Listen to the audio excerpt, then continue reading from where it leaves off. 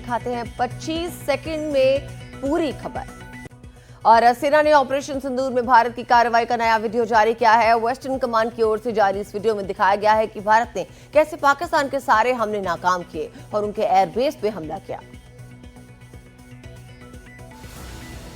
ये वीडियो भारतीय सेना के शौर्य का गवाह है। ऑपरेशन सिंदूर के बाद जब पाकिस्तान ने भारत पर मिसाइल, ड्रोन और यूएवी से हमला किया तो भारत ने अपने एयर डिफेंस सिस्टम S-400 से उसे नाकाम कर दिया। पाकिस्तानी मिसाइलों का मलबा खेतों में गिरा मिला। भारत के जवाबी हमले में पाकिस्तान के कई एयरबेस तबाह हो गए। सेना की ओर से जारी ये वीडियो ये संदेश भी देता है कि जो हमसे टकराएगा चूर चूर हो जाएगा।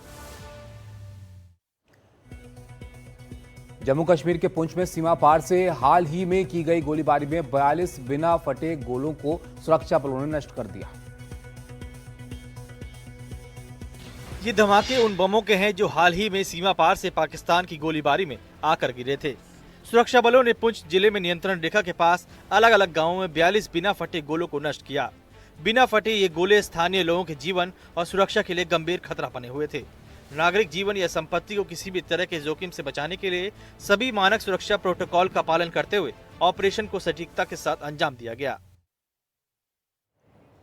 पाकिस्तान के लिए जासूसी करने के आरोप में गिरफ्तार हरियाणा की यूट्यूबर ज्योति मल्होत्रा को लेकर नए खुलासे हो रहे हैं।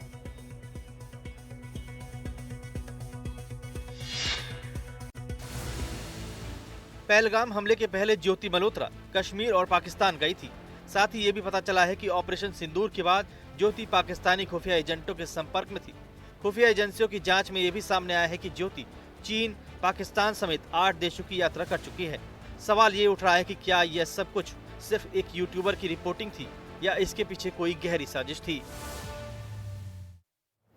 मध्य प्रदेश के मंत्री विजय शाह की याचिका पर आज सुप्रीम कोर्ट में सुनवाई होगी। विजय शाह ने मध्य प्रदेश हाईकोर्ट के आदेश के खिलाफ सुप्रीम कोर्ट में याचिका दाखिल की है।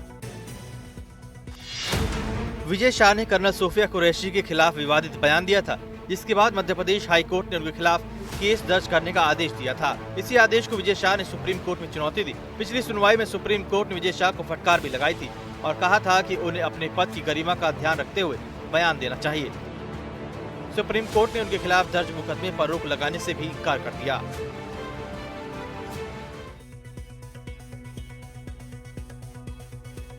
और संभल की जामा मस्जिद और हरिहर मंदिर विवाद पर मस्जिद कमेटी की ओर से दाखिल सिविल रिवीजन याचिका पे आज इलाहाबाद हाई कोर्ट दोपहर 2 बजे अपना फैसला सुनाने वाला है।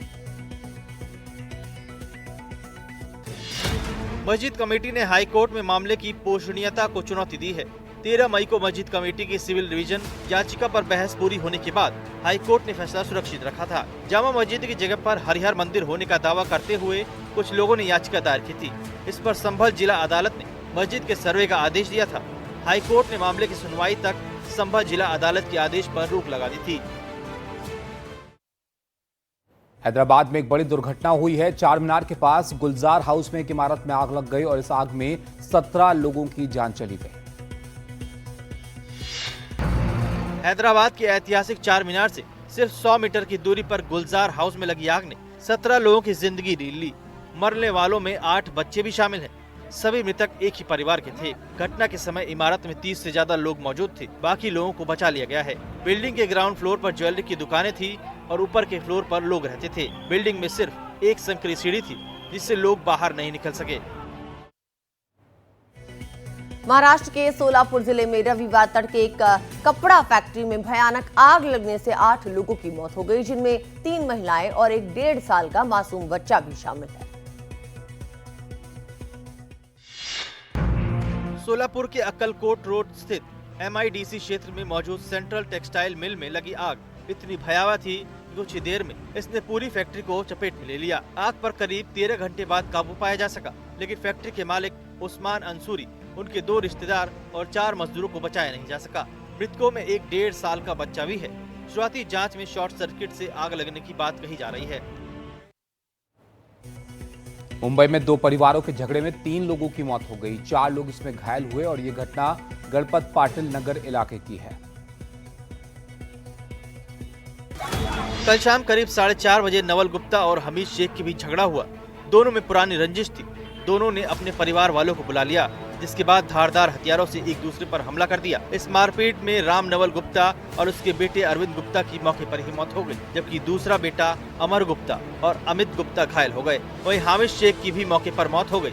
उसके बेटे अरमान शेख और हसन शेख घायल हो गए हैं। साथ ही बता दें, बिहार के समस्तीपुर में दो भाइयों को गोली मारकर भाग रहे दो बदमाशों की भीड़ ने पीट कर जान ले ली।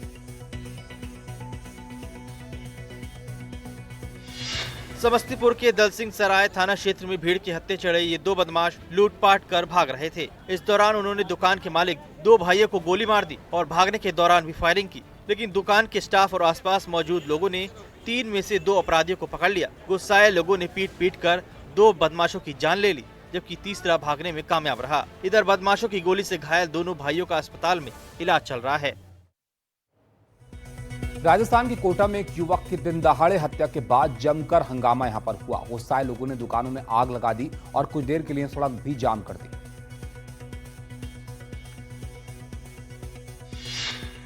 यह हंगामा संदीप शर्मा नाम के एक व्यक्ति की हत्या के बाद बरपा है। संदीप का अतीक नाम के युवक के साथ झगड़ा हुआ, जिसके बाद अतीक ने चाकू मारकर उसकी हत्या कर दी। घटना के बाद इलाके में तनाव फैल गया। गुस्साए लोगों ने कई दुकानों को आग के हवाले कर दिया और संदीप के शव के साथ प्रदर्शन भी किया। फिलहाल आरोपी अतीक फरार है। पुलिस ने उसकी गिरफ्तारी के लिए कई टीमों का गठन किया है। हत्या के आरोपी अतीक पर पहले से भी कई मामले दर्ज हैं।